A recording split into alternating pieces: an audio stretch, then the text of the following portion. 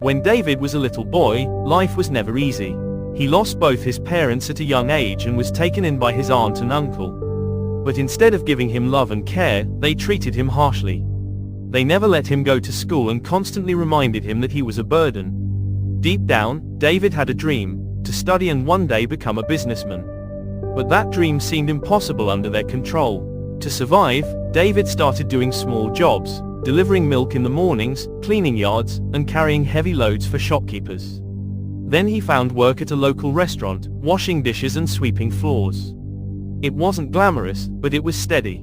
He watched the cooks carefully, learning how they made food, how they served customers, and how a business was run. David was determined. Every day after work, while others spent money on small pleasures, he saved every penny he could. He went hungry at times, but he kept saving. Months later, with just enough money, he bought a few simple ingredients and borrowed an old cart. He set up a tiny food stall by the roadside. At first, people laughed at him, saying he would never succeed. But David kept working, waking up before sunrise, cooking with care, and serving customers with respect. Slowly, his food stall began to attract people. His food was tasty, affordable, and made with love. With the money he earned, he bought better equipment, expanded his menu, and hired a helper.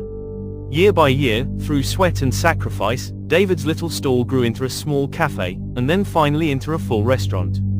He became a successful businessman, known not only for his food but also for his honesty and kindness. When his aunt and uncle saw his success, jealousy turned into regret.